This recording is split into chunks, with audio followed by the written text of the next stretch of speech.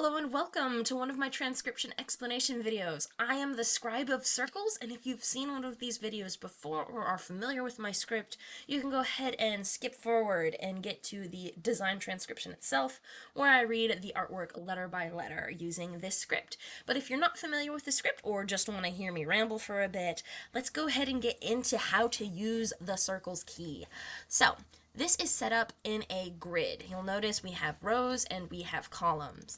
And these rows are determined by the letter stems. So there are 4 different letter stems. There is a deep divot up in the top row, and that deep divot is more than 50% of a circle, like a horseshoe or an omega. So that's this one here.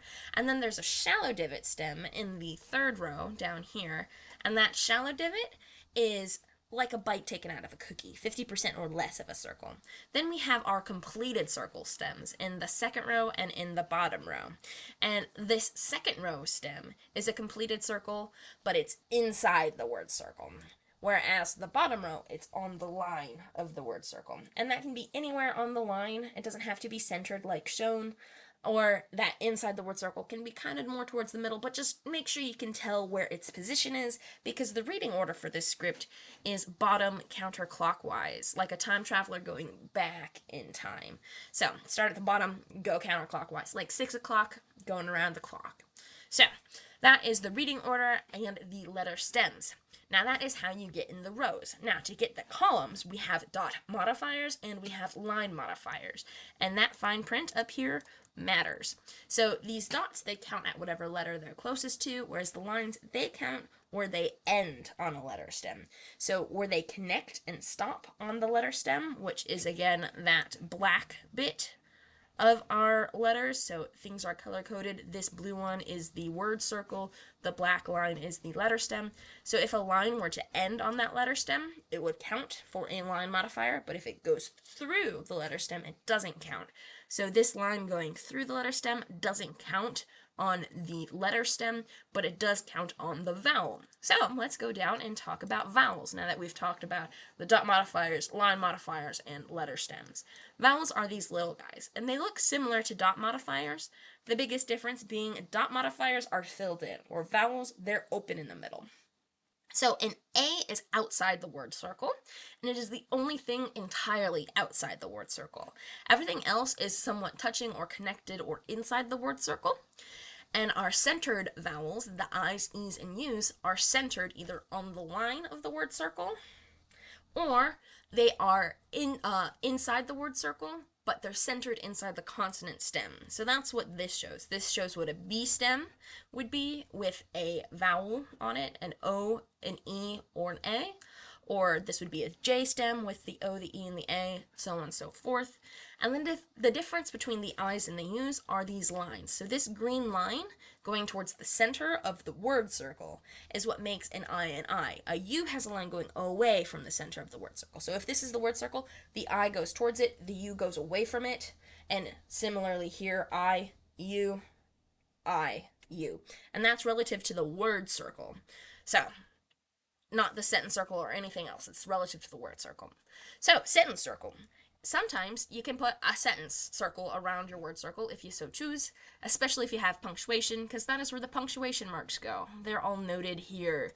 And a sentence circle, it can have these decorative divots to kind of fill an empty space between words, so long as you can tell that, you have a sentence circle with a word circle. You could sneak in a secret word in the sentence circle if you wanted, but that is generally, not something you would expect people to read.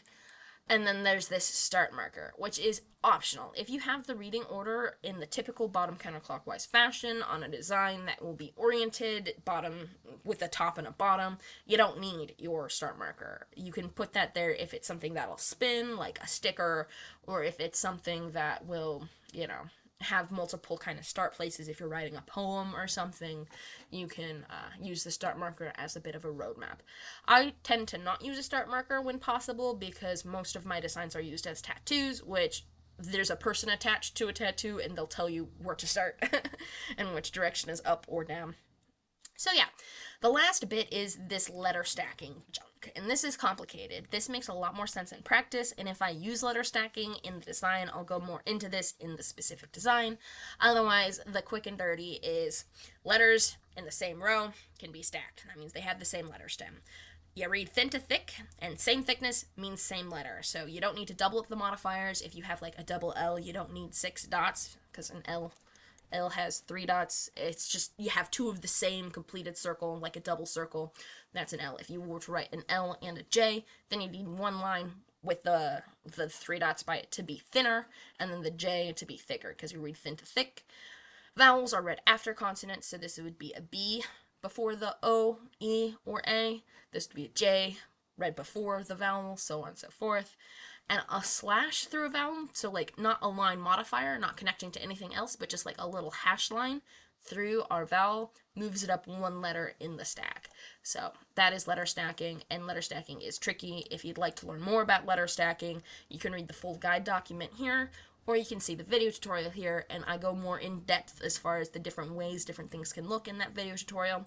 And if you're more interested about the history and development of the script, these are the presentation slides me and Lauren give at panels at conventions and stuff, where we talk about the history and development of the script, as well as its use on Doctor Who.